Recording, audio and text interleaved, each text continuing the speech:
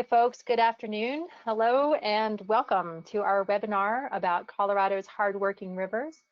I'm your host this afternoon, Abby Burke. I'm the Western Rivers Regional Program Manager for Audubon Rockies. And I'd like to thank my co-presenter, Molly Mugglestone from Business for Water Stewardship, for joining today. And also accompanying us is Faye Hartman of American Rivers to assist on the technical slide. Next slide, please.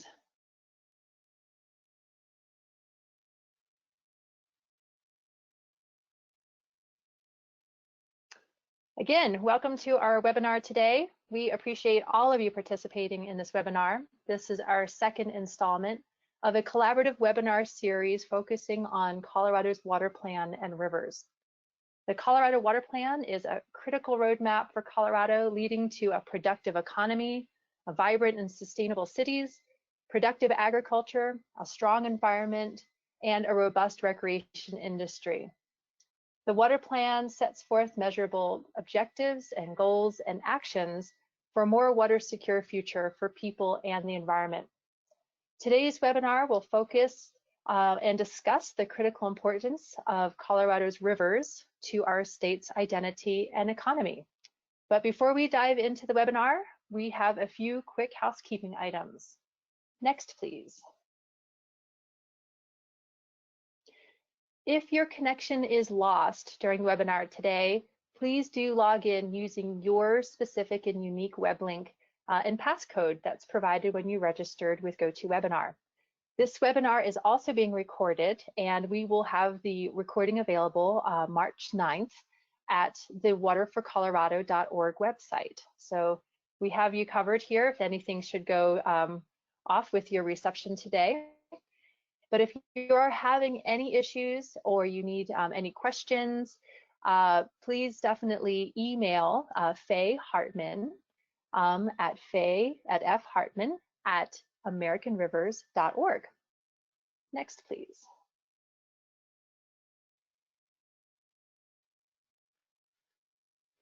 To ask a question, please submit through the chat feature that you'll see on your screen.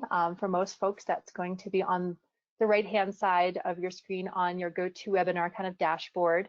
So take a look at where the chat feature is, and please, throughout the webinar, feel free to enter questions, but we will also have a question and answer session for about 15 minutes at the end of this webinar. So feel free to seed questions into the chat box throughout our time, but we will also have that time at the conclusion of the webinar. And last but not least, before we jump in, we will have a transcript of all questions and answers which will also be provided on Water for Colorado's website on March 9th. So we'll try to get to as many questions as we can at the end, but sometimes we just run out of time. Next, please. So kind of for our flow today, we're going to talk about the importance of Colorado's rivers, a bit about the Colorado Water Plan, definitely diving deeply into the economic impact of Colorado's rivers on our river-based recreation economy, and we will have some time for questions. Sadly, we were hoping for a river-related business. Sadly, David Dragoo of Mayfly Outdoors is under the weather today and will not be able to join us. Next, please.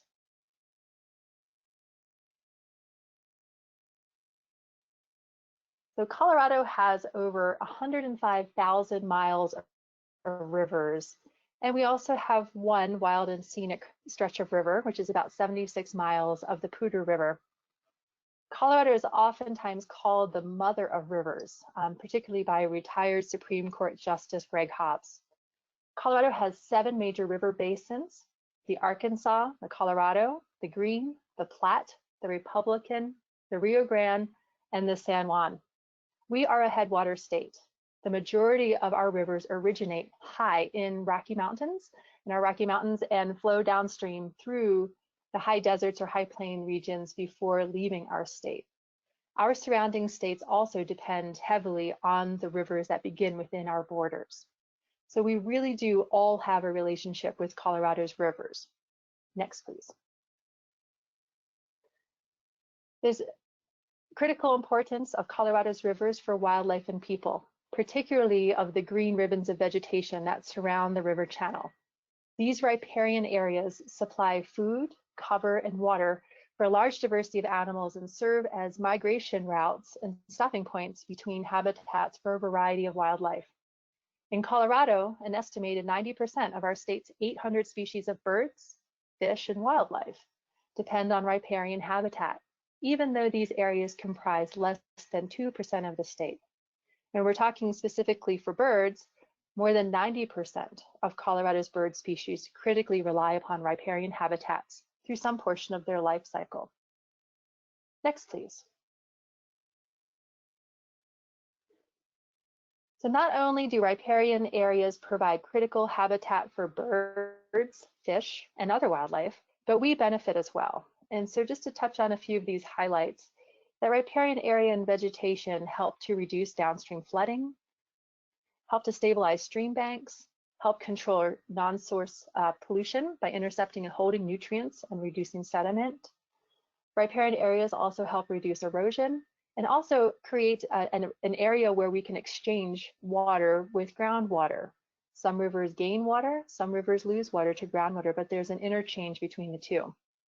However, because riparian areas are relatively small and occur in conjunction with different water courses, they're vulnerable to severe alteration and damages caused by people, development, and clearing.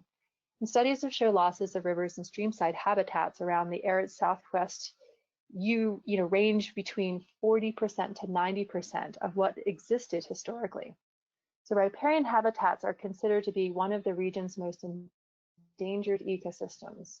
Riparian areas are certainly worth preserving, enhancing, and restoring, and they rely on healthy, dynamically flowing rivers. Next, please. So water does connect us. Sometimes it can be or can feel like there are opposing sides of the water conversation. But more truthfully, there's more that connects us in water issues than separates. There's a diverse and rich common ground across multiple sectors and stakeholders in water. Some of our common values of our watersheds certainly are healthy flowing rivers, recreational opportunities, beautiful scenery, wildlife watching, reduced flood risk, wildfire mitigation, clean, reliable drinking water, thriving communities and economies. And arguably, these are core values of water providers, of ranchers, of farmers, of urban folks, of wildlife watchers, hunters, Republicans, Democrats, truly people of all backgrounds and identities. Next, please. And healthy rivers are big businesses too. In a 2012 report, river-related recreation spending brought over $9 billion to Colorado's annual economy. In just a few moments, we'll hear from Molly with Business for Water Stewardship on a new updated 2020 river-based economic impact number identified by their new report. And you are the first to hear about it today. So truly, as Colorado grows, the health of our rivers and their riparian areas cannot be risked. They're too important to our state's identity, our quality of life, and our economy. Next, please. Colorado's economy is water and river driven, from agriculture to paddling to fishing to outdoor recreation opportunities to wildlife watching and hunting. All of this hinges on Colorado's healthy, clean flowing rivers. Governor Hickenlooper gave an executive order in 2013 to the Colorado Water Conservation Board to create Colorado's first water plan. This water plan was to provide for a productive economy, efficient and effective water infrastructure, and a strong environment. The plan moved through 2 drafts and incorporated local work from Colorado's 9 basin roundtables, which these roundtables consist of stakeholders from a variety of backgrounds and local experts on water. And each basin's implementation plan, which is a local plan to use and protect water resources, as well as the work from the Interbasin Compact Committee, or the IBCC. And last but not least, Colorado's water plan included input from 30,000 different sources, 30,000 pieces of public input and comments helped to craft Colorado's inaugural water plan. This is the largest civic engagement in Colorado's history. The water plan was finalized in 2015, and for a more in-depth look at the water plan, please visit waterforcolorado.org for a recording of our first webinar in this series, which gives an overall orientation to Colorado's water plan. The water plan contains several goals and measurable objectives for achieving Colorado's water values in the future. For this webinar, I'm going to focus on the strong environment and plus the different strategies to maintain the health of Colorado's waterways. The water plan contains a measurable objective that focuses on streams and watershed management plans. The measurable objective states that by 2030, 80% of locally prioritized lists of rivers will be covered with stream management plans, and 80% of critical watersheds with watershed protection plans. And again, this is all by 2030. Next, please.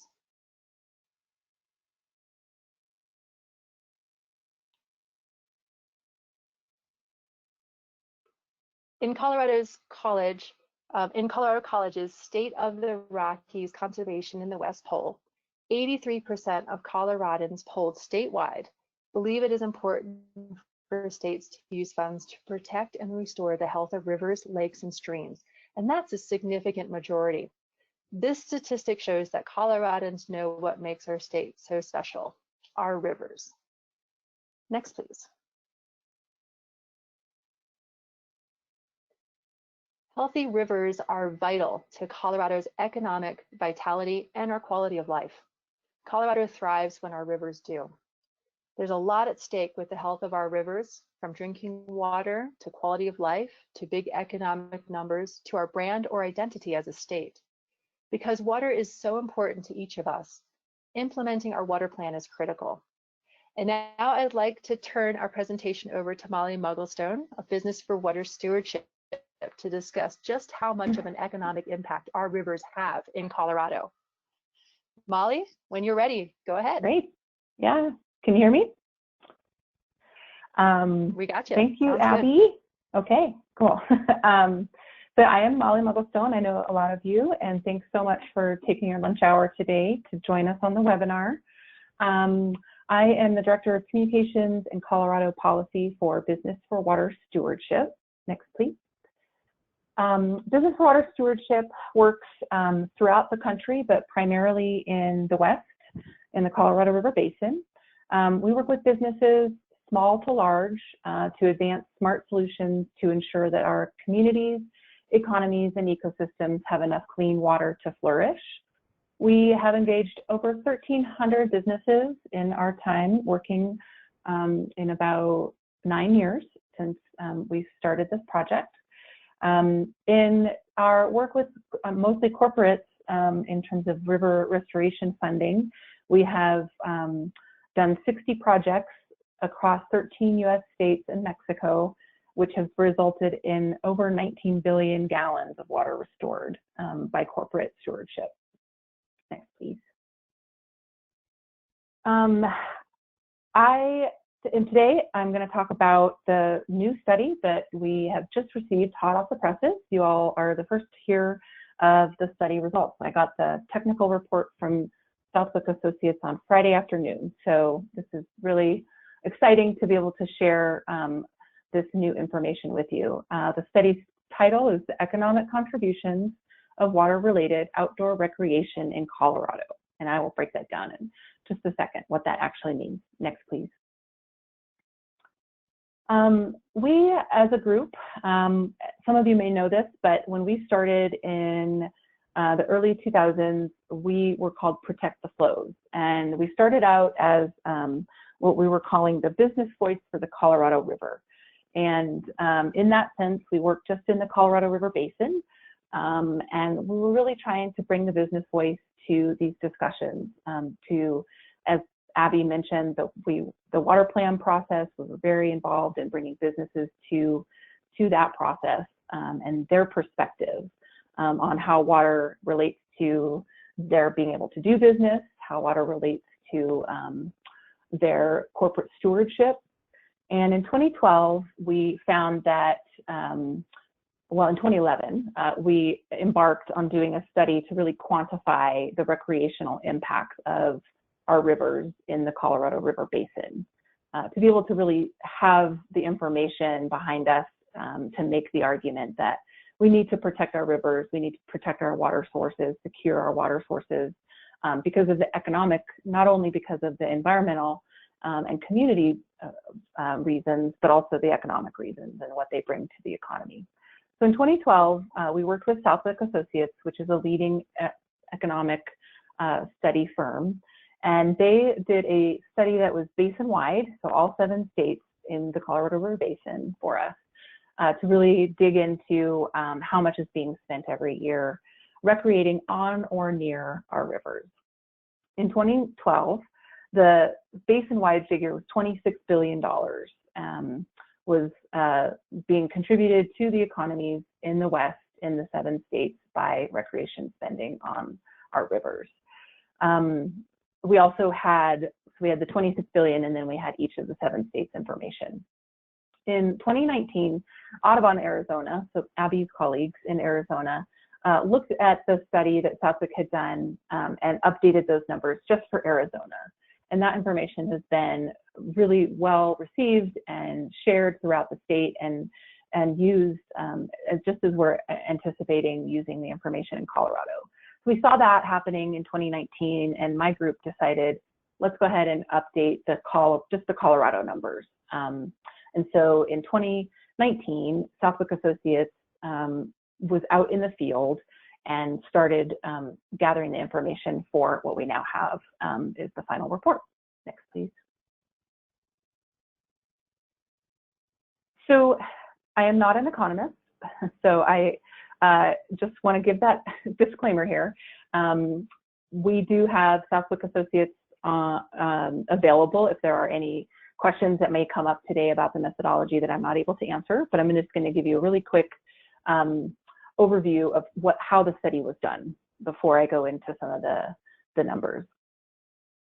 So we wanted to characterize outdoor recreation on or along waterways in Colorado. And so the goal involved characterizing where the water-related activities were occurring across the state and in which river basins or areas of the state people were traveling to for these different activities. Then we were able to quantify those activities by doing research, field study on research of people and their recreation and their percentage of adults engaging in this recreation. How many days were they recreating? Where were they doing it? And then we were able to take that information and match that with how much money does Colorado's outdoor community spend for those activities. So we have 2 parallel tracks here in the study. We have the participation, well, three parallel tracks. There's the participation of the recreation. We have where people are doing this recreation, and then we have spending estimates that are able to tell us then how much this is actually contributing to the economy. So within that, we have direct spending, and that is tied to information that was collected by Southwick Associates in a study that was done for the Outdoor Industry Association. And many of you are probably familiar with their big study that looks at all recreation across the country and the economics tied to that. So their spending figures were used by Southwick, and Southwick was the one that actually did that research. So it worked nicely. They were able to go to the study that they'd done for OIA in 2016, look at the spending, and then use that to match with ours. So that enabled Southwick to match the 2019 participation levels that they were able to gather in the field last year for us, the locations where that recreation was happening, and then the allocation of spending to find the direct spending figures for this river-related study. But we also, I will give you those figures in a minute. We also wanted to know as well, as most economic studies do, we want to understand the multiplier effect.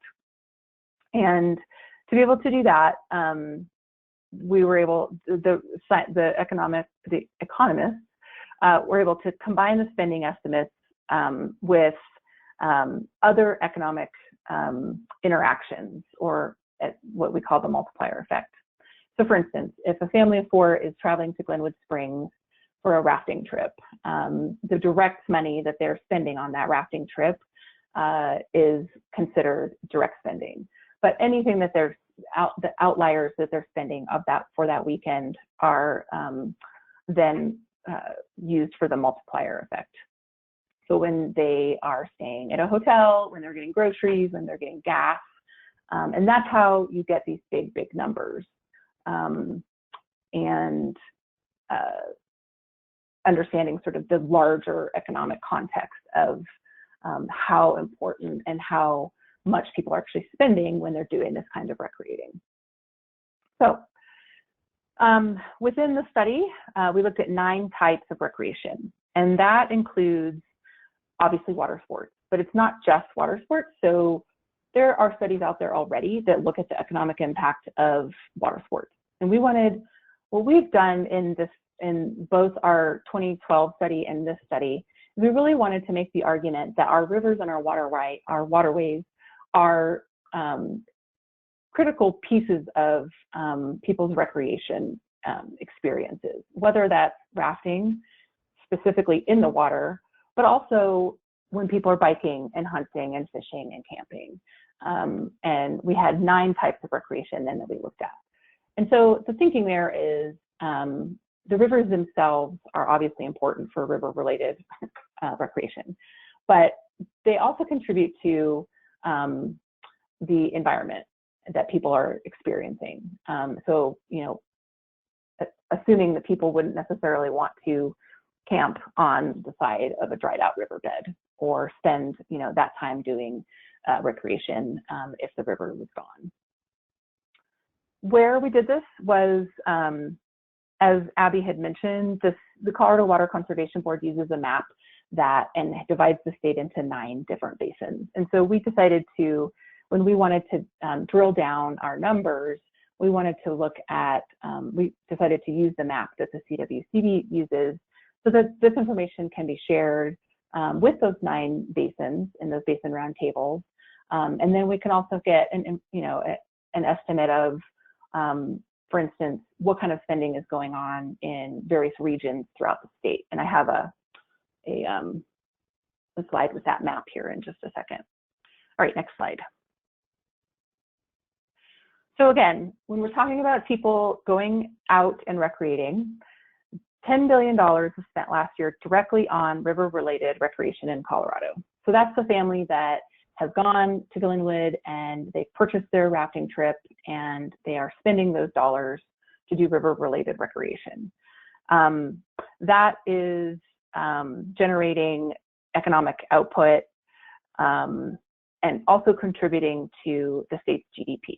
So $5.4 billion going to the state's GDP from that, again, direct river-related recreation spending.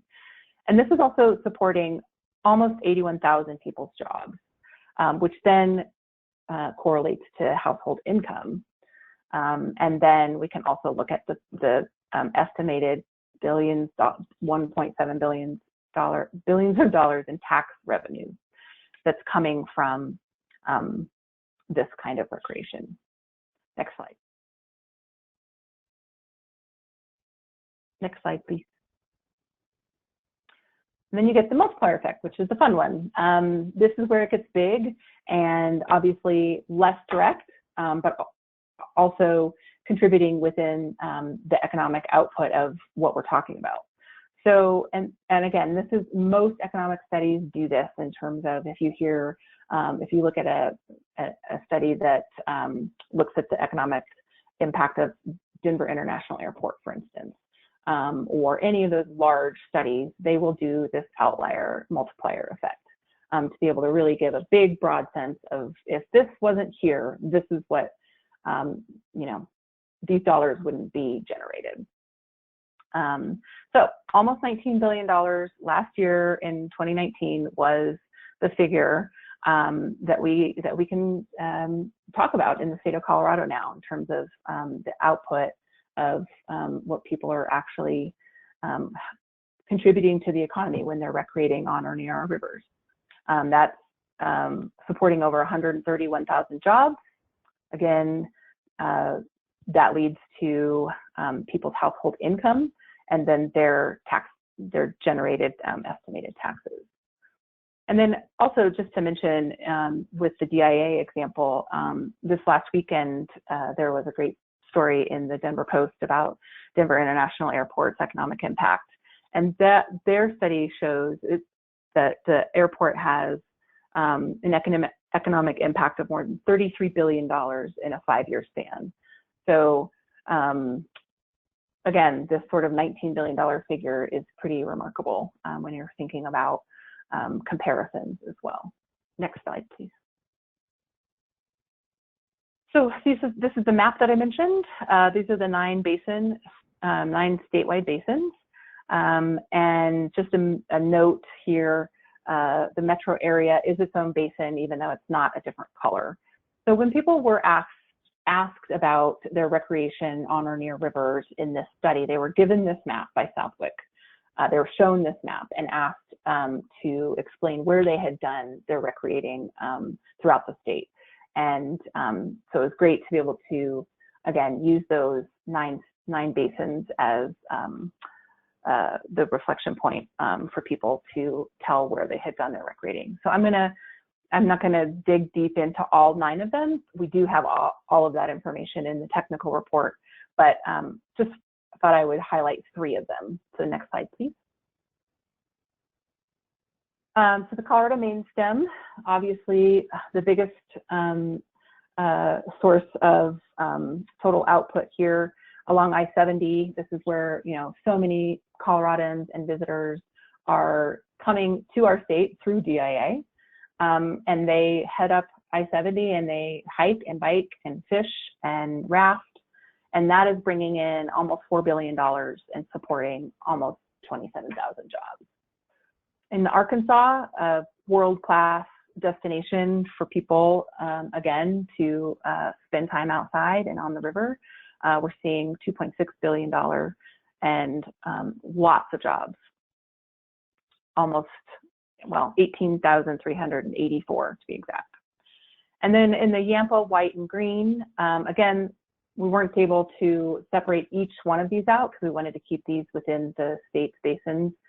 But that gives you a sense of kind of what we're looking at up north in a less visited as frequently area, but still $425 million a year is pretty remarkable for a less visited part of the state and almost 3,000 jobs. Next slide, please. So Business for Water Stewardship is planning on using this information in lots of different ways. And one of the things that we've been working on since we've been working on the Colorado Water Plan all of these years is to really educate people about the water plan, why it's important, and the aspects of it that we need to be able to fund. So we're working with the For the Love of Colorado Coalition. It's a coalition of water leaders across the state. And we are we're on their advisory committee. The coalition is going to work to educate Coloradans on the importance of water to the state's economic, environmental, and community health.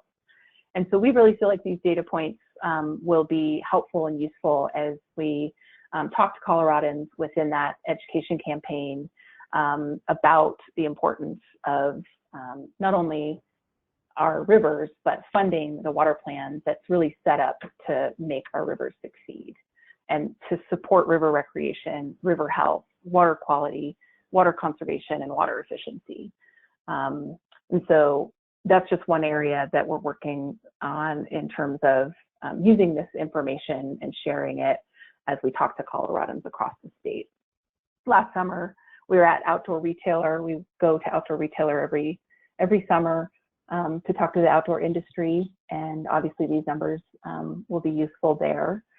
In this photo, you can see we had a chalk artist come out and do a drawing of a dry riverbed, and people were able to come and take their photo with this really cool chalk art that looks 3D, but it's really just a drawing on the sidewalk. You can see it there by the Blue Bear at the convention center. And the signage there says, "One wet year won't save our rivers." So we feel it's very important to engage with the outdoor industry and then to make these numbers known as we continue to work within the outdoor industry in the state of Colorado. And really the bottom line for all of this work is that the continued stewardship of our state's lakes and reservoirs and headwaters is really of utmost importance. It impacts the health of the people in our state, people who are visiting, the recreational economy. And so we need to do everything we can to fully fund the water plan, to make sure that we're supporting our river recreation, our river health, our water quality, and conservation and efficiency in the state. Next slide, please.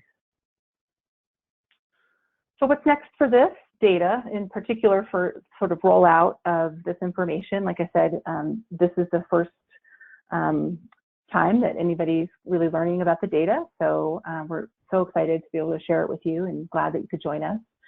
Next Tuesday, Abby and I and some others with the Colorado River District, Colorado Water Conservation Board, and American Whitewater, we will all be hosting a legislative breakfast at the state capitol next Tuesday to present this and other information to legislators. We really do anticipate using this a lot in our discussions with the basin roundtables, the leaders that are doing the work throughout our state for our rivers in those basin roundtables, and also local and municipal water leaders and water meetings, city councils, county commissioners, those basin worksheets that we will have for all the 9 basins, I think are going to be really helpful as local leaders talk about water in their communities, and to be able to make the case that the economics of that are pretty important. The official release of the study is actually week of March 23rd. So if you don't see anything on social media or anything around this for 2 weeks, that's why.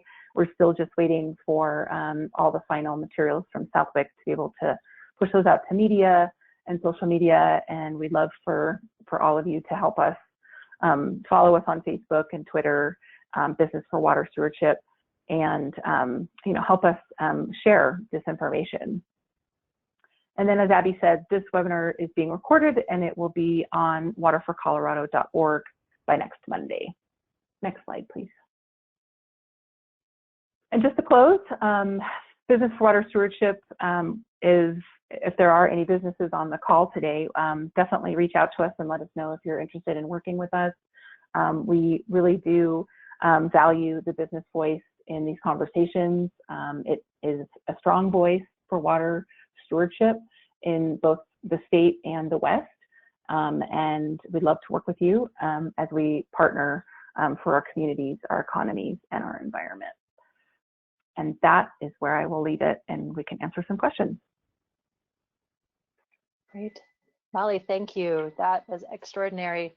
And, it's truly evident that Colorado thrives when our rivers do. And it takes folks like you on the webinar today to get involved and elevate our reliance on our healthy flowing rivers. And so how can you get involved? And, just a couple suggestions. Don't keep these river-based recreation economic numbers a secret. Make sure your legislators, your city council, your county commissioners know the value of Colorado's rivers to you and to the economy. And another step, an action step, could be to become more familiar with your basin's implementation plan.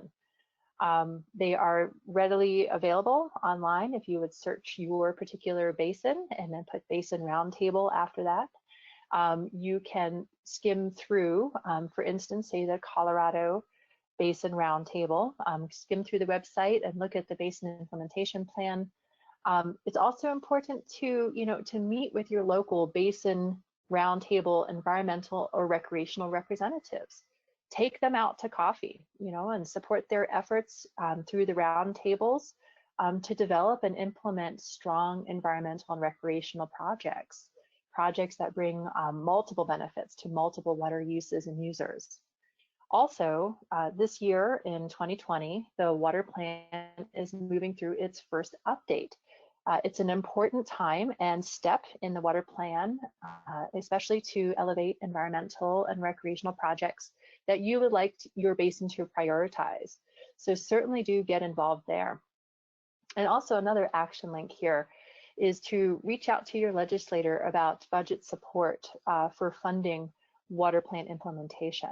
The water plan improves water security for people and the environment, and it's worth the investment. And lastly, reach out to us with any project ideas. Next slide, please. We are happy to help identify and connect you with resources to help develop strong environmental and recreational river projects. You've got my contact information, Faye's and Molly's, all here on the slide, as well as you can look for more updates and future information engagement opportunities as well through waterforcolorado.org. And so with that, I'd like to open it up for some questions. We have a little bit of time, at least about 10 minutes or so, to kind of entertain some of your questions that you have. So I sent an all audience message out in your chat box, so please feel free to respond to me with questions through the chat box, but I do have a few just to kind of get us started with this along the way. So Molly, this one's going to be to you. And I had the question of when will the technical reports and the basin worksheets be available, and how is it best for us to all access that information when it is available? Yes, good question. So I have the technical report now, and so I will be putting that on Water for Colorado or sending it to Water for Colorado to put up with this webinar. So that should be by next Monday, as well as the executive summary. And then by the 23rd, we will have all of those 9 worksheets, and all of that will be available on Water for Colorado, as well as businessforwater.org. Fantastic. No, that's really terrific. With this, also, let's just say, what are some of the best ways that you believe is to share this information with elected officials or others? Yeah, definitely. So I happen to live in Gunnison, Colorado. I'm lucky enough to be able to live here and work remotely. And so, I watch our local electeds and our basin as well. And even, just within a small community like Gunnison, there's such an opportunity to be able to share this kind of information with, again, City Council, for instance. I was at City Council a couple of months ago talking about water. Actually, I was talking about Proposition DD. And they were all really interested in this concept of, finding more funding for the Colorado Water Plan and implementing all of the great things that are in the plan, because that trickles down to them. Even a small community like Gunnison, Colorado, Crested Butte, Colorado, local elected officials, not water experts by any means, but obviously having to deal with water infrastructure issues in the city, river and recreational issues with our Gunnison River here, and up in Crested Butte. So, just having the opportunity to share with them what I know about the water plan, and at that point, Proposition DD and the funding that we'll hopefully be getting from sports betting to pay for some of these things in the water plan, was a great opportunity to just make them aware that people are thinking about this at the state level.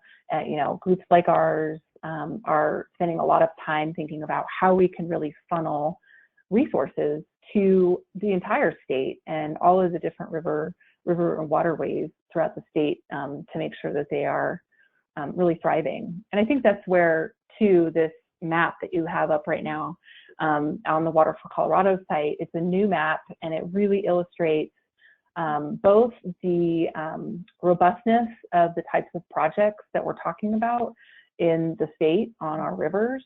But also, I think what's interesting about it is it's showing, if you dig into it and you start looking at the various projects, you can see how much money is required to make these projects happen. And so a project will go to the Colorado Water Conservation Board, and request funding, and often they won't get all of that funding. They'll get a portion of it. And so I think it just really illustrates the need for us to find a permanent, and if not permanent, more reliable source of funding to fund all the things that we're talking about here. Mm-hmm. Absolutely. And just to tag in with the funding issue, it's estimated that the water plan needs roughly $100 million a year over the next 30 years investment to see a robust implementation of that plan. And Proposition DD money coming in is estimated, at best to be, 29 million. And so we still have a significant difference between those two numbers of what's needed and what could come in with sports betting along that way. So I appreciate you mentioning the funding piece. And then also I want to make sure that folks, I mentioned it kind of in our conclusion, but make sure folks that are aware that, really make sure that these economic numbers trickle to your basin roundtables, that you can share them, these numbers with the basin roundtable chair or your environmental and recreational representatives. It's important information so that as the water plan is moving through its refresh and update and new tools are available, and basins are in the process of prioritizing where they want to spend their efforts, river health should be ranking high in the list from an economic standpoint to also community standpoint and a quality of life standpoint, for us as Coloradans. So with that, Faye, I'd love to invite you on to go ahead and ask away some of the questions that have been coming in through the chat box. Great, thank you so much, Abby. Molly, this one is directed a bit towards you, a couple of specific questions about the report. One of the questions coming in is around a bit more clarity on the jobs that are included in the report. Are all of the jobs that a river supports only river recreation related, or do they include all water jobs like water providers and nonprofits? Great question. So my understanding is that depending on whether or not you're talking about the direct jobs related or the outlier multiplier effect jobs, so I'll start with the direct. My understanding is that all of those direct spending jobs are tied to the recreation happening. So those are people who are working in the areas of outdoor recreation to support the recreation economy. Now the outliers are going to be a lot broader than that, and that probably, it may include some of the ones that you've mentioned in your question. I can definitely look into this a little bit more with Southwick Associates and ask them to give me a better sense of, because I think it's a great specific question in terms of who are we talking about with the jobs. But for instance, in the multiplier effect, in the figure, I think it was 130,000 jobs or something.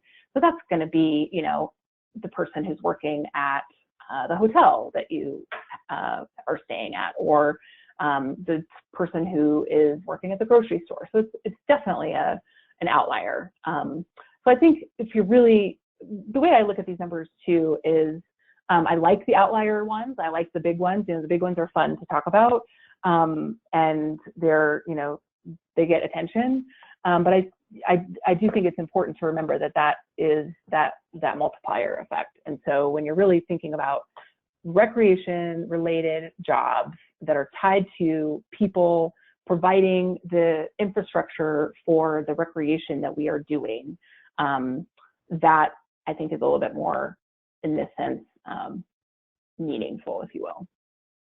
And I'm trying to go back to my report here to make sure I'm giving the correct numbers, but I think that was about 80,000 total. That was great. Thank you so much, Molly. Another question for you specifically, a little bit about kind of drilling down to the level, the granularity of the report.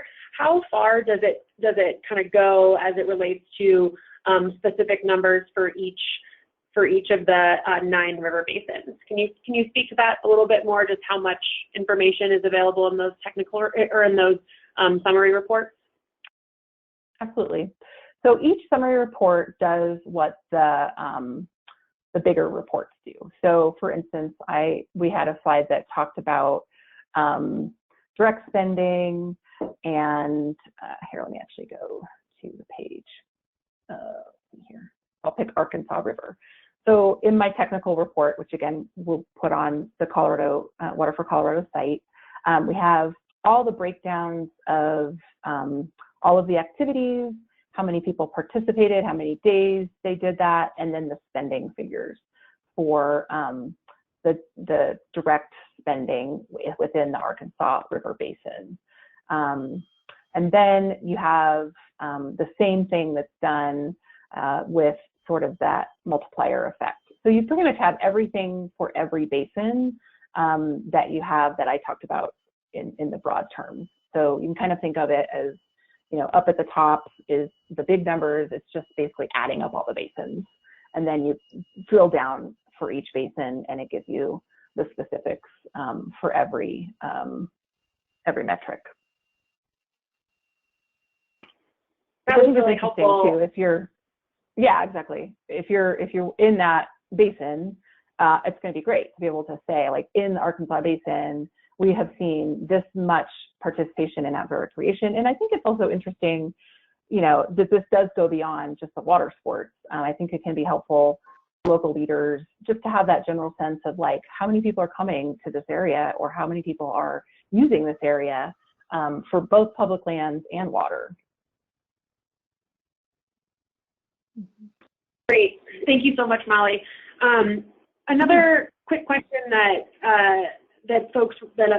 someone was curious about is whether in this particular study, if water sports included the snowmaking component of whether skiing is included in that, since some of the snowmaking comes from rivers, if that was a part of this, or if it's specifically kind of more summer-based recreation.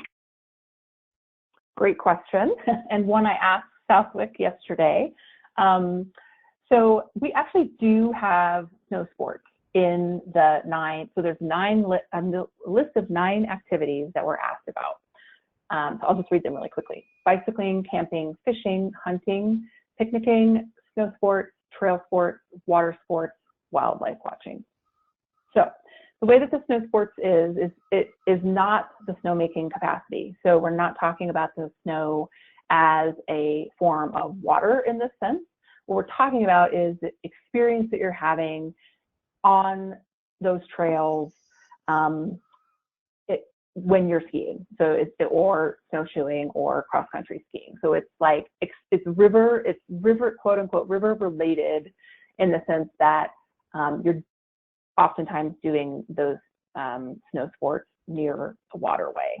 So it's actually it's a good question, and it's one that I asked first thing because it does not, we're not talking about here is people using the snow from the using the water in the snowmaking process here. It's really this concept, and this is the sort of fundamentals of this study. The concept is, what is the experience like when you're doing these activities? Again, making the argument for the protection of these rivers and waterways.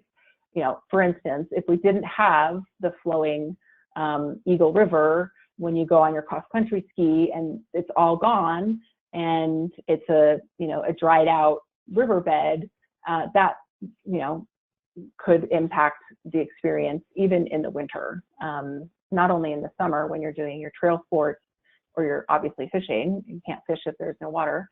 But the studies, Southwick was really interested in actually adding in those snow sports because the fundamental concept of this study is the experience and that river-related recreation that people are doing. So they considered those snow sports to be, quote unquote, somewhat river-related. Mm-hmm. Okay, no, Molly, thank you very much for that. And just one quick final clarifying question before we wrap it up. There's been a request, if you won't mind repeating what the DIA economic impact studies said, and also our big number for river recreation. Do you mind repeating those two for us? Of course. So the DIA study was $33 billion over a 5-year period. So that was in the Denver Post. And actually there was quite a bit of media around it. So if you Google DIA economic impacts, you'll find, all the news stations on TV covered it. It was just in the last couple of days. So 33 billion over 5 years. And then, so that's DIA. And then for the larger sort of outlier, big flashy number, when we talk about river-related recreation on or near our rivers, it's having an economic impact of about 18.8 billion every year. Great, thank you. That's extraordinary. Well, we have come to the conclusion of our questions. And in wrapping up, I want to thank you, Molly, and thank you, Faye, for participating in today's webinar and presenting.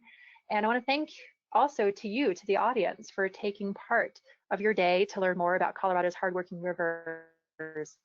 Please stay in touch and let us know if we can be of further help to you in supporting Colorado's healthy flowing rivers and the water plan. And so thanks again, and we wish that you all have a great rest of your day. Thanks so much. Thank you.